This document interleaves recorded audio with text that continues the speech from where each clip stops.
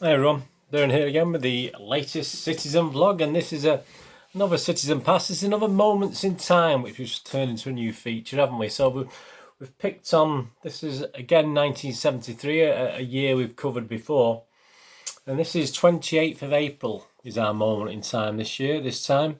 28th of April 1973. Guess who that can you? I won't do a quiz on it. That's you know who that's. Rodney Marsh, of course, there on his knees after scoring a couple of goals in that game. I think he's celebrating there. That's Rodney Marsh. He has something to do with this Moments in Time. We'll go on to that in a moment. Please, if you're new to the Citizen channel, please push the old subscribe button. That'd be great. Push the bell notifications and make sure they're set to public so you get to know when these little vlogs and specials are coming out on Manchester City past and present. So this is a City Pass one today. So this Moments in Time things could prove quite popular. A lot of nice compliments about it. Anyway, we've done a couple now of these. So yeah, 28th of April 73. The match is Crystal Palace, so we'll touch upon that as well.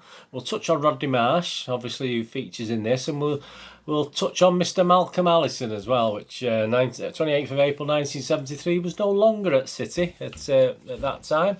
We were then. Mr. Johnny Hart took over from Malcolm Allison, who had left the club only a few weeks previously to this.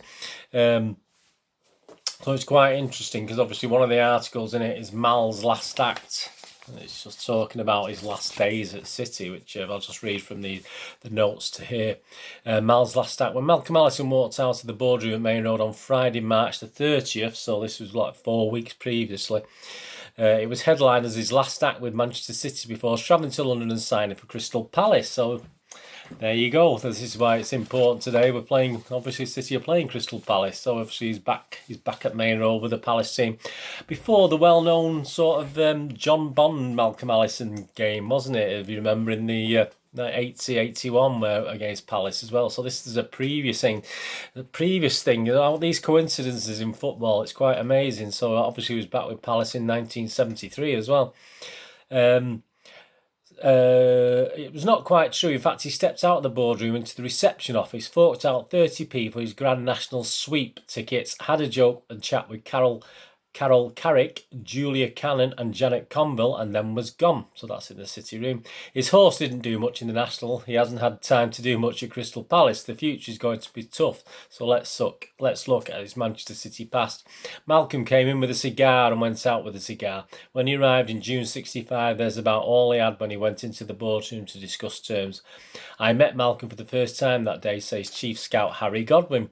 He had a cigar, but the banks were closed, so I had to lend him a fiver. I learned that day that Mal was a bit of a character, wasn't too interested in money, his or anyone else's, and could never come to terms with these annoying things like office hours and routine. Yeah, so I mean, his record of Malcolm in 8 seasons at City, obviously as assistant to Joe Mercer and on his own, played 415 games, 181. We've drawn 113, lost 121. We scored 641 goals and let 465 in. The Pots, well, what had he won? Well, it was the most successful period, obviously, the club up till recently. So it was the Second Division champions in 66, First Division champions 68, FA Charity Shield winners 68, FA Cup winners 69, Football League Cup winners 70, European Cup winners Cup champions 1970, FA Charity Shield winners 72. And the revolutionary Malcolm went out like he came in, controversially. Today he returns on 13,000 a year, so he's earning 13,000 a year at Crystal Palace, but almost back where he was in June 1965. Obviously back in the Second Division, because obviously this is the next to one last game, and obviously Crystal Palace had actually been relegated. They couldn't actually do anything about it. I think it was their last game and our last game. They were 3 points behind the team above, and there was only 2 points for winning those days, so there's nothing they could do. They were already down. So Malcolm had took the challenge at Crystal Palace, not been able to keep them up, obviously, and would be starting with the Second Division with them. So that was quite an interesting thing with Mal's last act. And interestingly, off the facing page, we've got another interesting one, Rod's last match. Now, don't forget, this is 1973, and from Mr. Rodney Marsh stayed till 1976 with City, as far as I can see. But just an interesting thing, just this piece, if I read through it, just quite interesting. Because don't forget, the seasons before, he'd been blamed for City losing the title. They were sort of odds on to win the title, and obviously Rodney Marsh joined, didn't he? And obviously City, although not a total disaster, obviously didn't quite keep up the good work and ended up not winning the league. I think we finished fourth in the end, didn't we? Which was a bit of a, although it was fourth, we were very close behind, but obviously we'd lost 3 or 4 games, and Rodney Marsh got a lot of the blame. And I think this was still the hangover. So this is April 73, and there was still a hangover from the season previously. And it says here, Rodney Marsh remains on the transfer list at his own request, so he put in for a transfer. Yeah, so obviously that was probably while Malcolm Allison was there. He hasn't been drawn into much public discussion about the situation, but expressed himself fully once or twice on the field lately at Main Road with goals which had the Marsh mark about them. If you had happened to drop into Main Road the other evening when City were playing Newcastle, you might recollect another in the memorable Marsh goals collection, which received a great ovation from the crowd. If anything was going to make me change my mind about staying with City, it would be the reception I've had from the Main Road terraces, says Rod. So even though there was a lot of discontent, it was well loved. They have been very good to me, and I like to thank them for that. I hope nobody has picked up the impression that I haven't enjoyed my football since I came to City. I always enjoy playing. I don't think there's been much change of atmosphere during the season. It's obviously better when we are winning, as we have been, and we have been of a settled side. I enjoy training and enjoy playing, but at the moment I can't see me changing my mind. So he was obviously on the transfer list. No one had come into him because obviously he did stay till 1976. For the record, Rodney Marsh joined City on March the 9th, 1972. So literally with a few games left. So I mean, it was late in the stage, wasn't it, to take a new player on. His up-to-date record of games and goals for City is as follows. So he scored quite a few goals. He made 52 appearances in all competitions. He scored 23 and was obviously appeared twice as sub. So he did a pretty good job. But as I said, it was I think it was a bit of a fall back to the season before, and he was a little bit disgruntled. And obviously he was having problems with Malcolm Allison at the time. So that was another interesting thing, Rod's last match, so with a question mark. So obviously it wasn't, because he did stay with City to 1976, obviously. So that was quite interesting. Dressing room, away from that, dressing room gossip. An interesting line from Joe Corrigan here, who again was a little bit in and out at that time in goals, and Ron Healy was actually playing in goal as well. Joe Corrigan had a little bit of a hard time in the early days of his City career. He obviously became an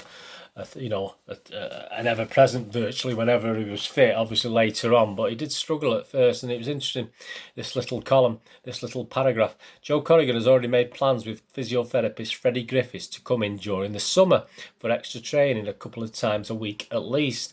Rivalry between Joe and Ronnie, that's Ron Healy, is intense, but they are good pals and good professionals. Yeah, and that's what he did. He actually worked hard and hard because he wasn't doing so well. He just went out of his way to actually put the effort in and became the goalkeeper he did become, an England international and a superb. I thought he was the best in England for at least 2 or 3 seasons. Joe Corrigan, at his peak, I thought he was better than Shilton and Clemens at one stage. Obviously that season, I think we're 9th in the league there, so not a bad season. Obviously, we ended up finishing 11th in this season, 72-73 season, so about halfway. It's a little bit of a disappointment after obviously doing really well the seasons before.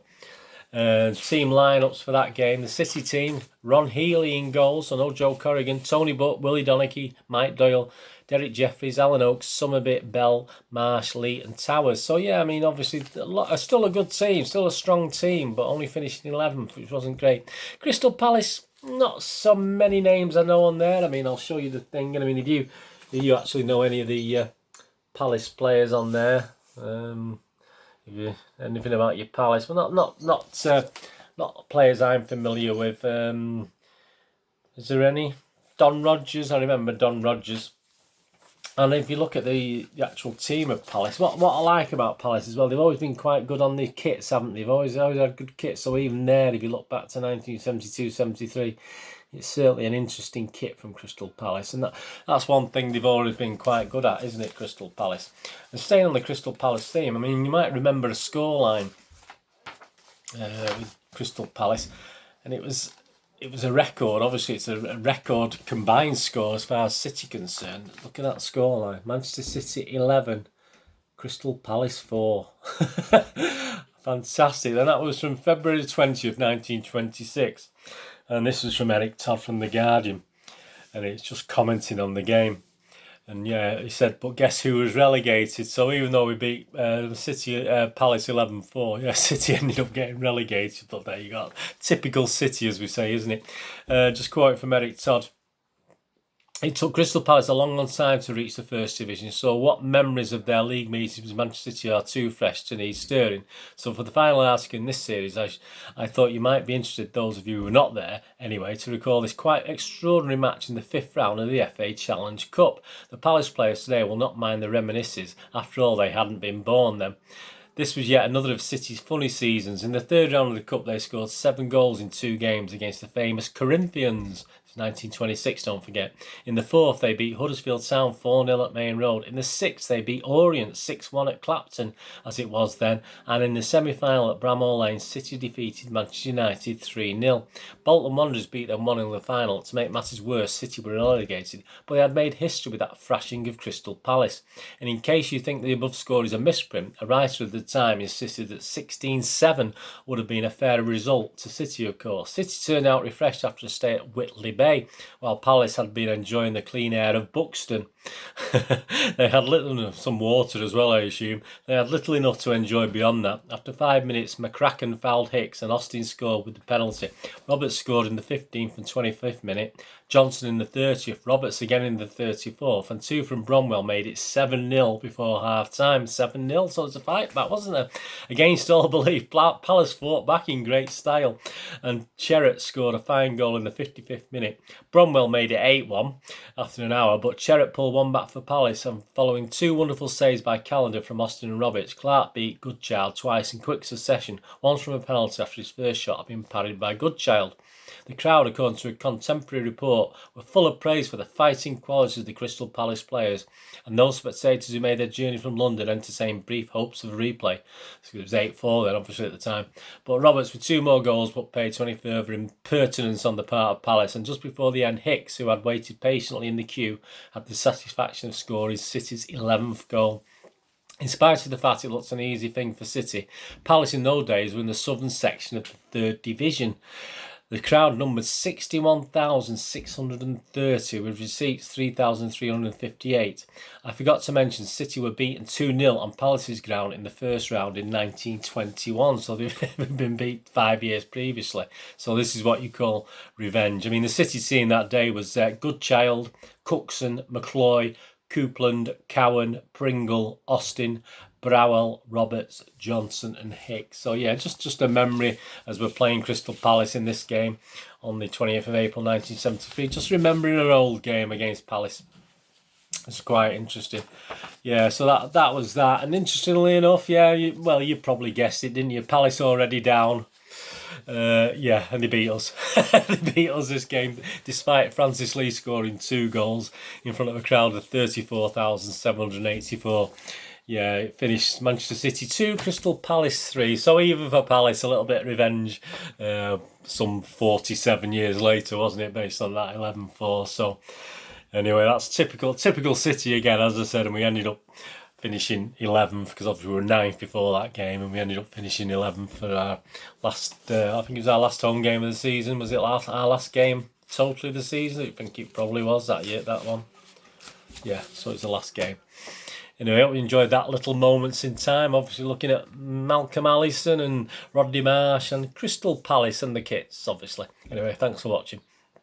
Please follow me on Twitter for all the latest City news and movie news as well. If you're into movies and TV dramas, as you know, if you check the playlists, I do little vlogs on those as well, little review specials, etc. and quizzes like I do with the football. So please follow me on Twitter at nostalgia_movie or my other account at Charles Dineen, Dineen spelled D-I-N-N. They're both linked together, so if you follow me, don't worry, I'll follow you back. I try and a couple of times a week just check who's followed me and I follow everyone back. So after a few followers, give us a follow and I'll follow back. I'll do the same for you as well. And I'm on Facebook at Bernard Dineen. Very confusing. Bernard Dineen with links to moviegamenostalgia.com, my little website for old and rare DVDs movie posters from the 1990s and 2000s.